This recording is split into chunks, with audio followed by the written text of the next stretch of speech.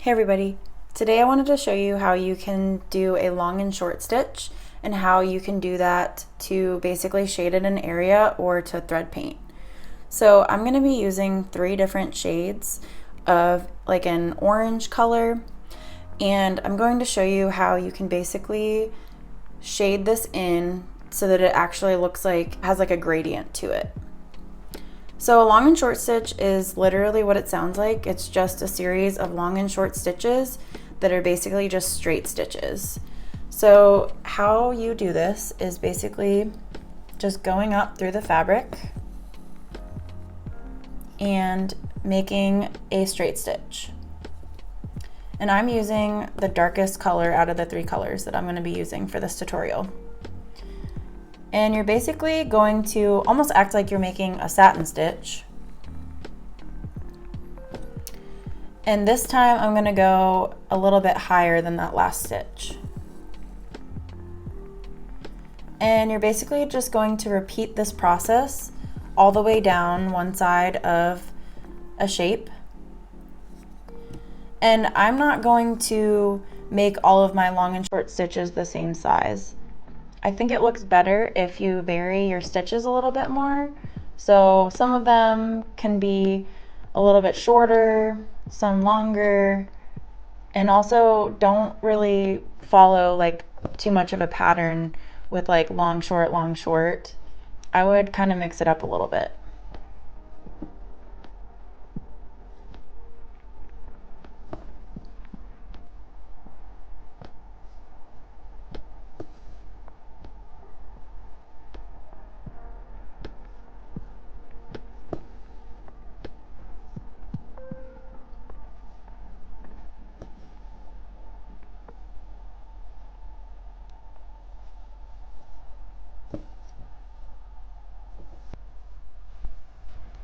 So now I'm using that second medium color. It's just a little bit lighter of a shade.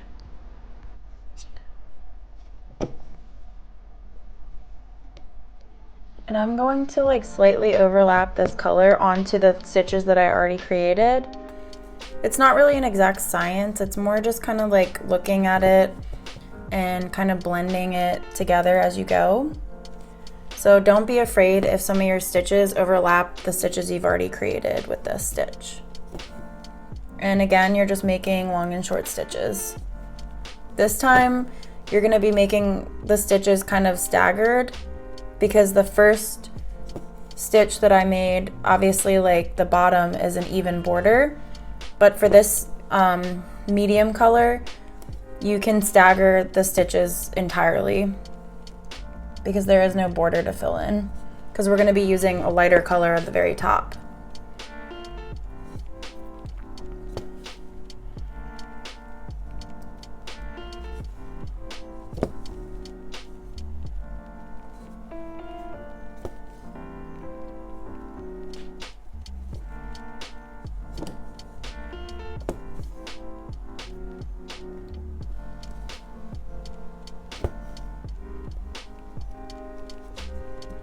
So the next color I'm going to use is another lighter shade of that orangey color. This is more of like a yellow color now. And I'm going to blend together that medium color into this lighter color.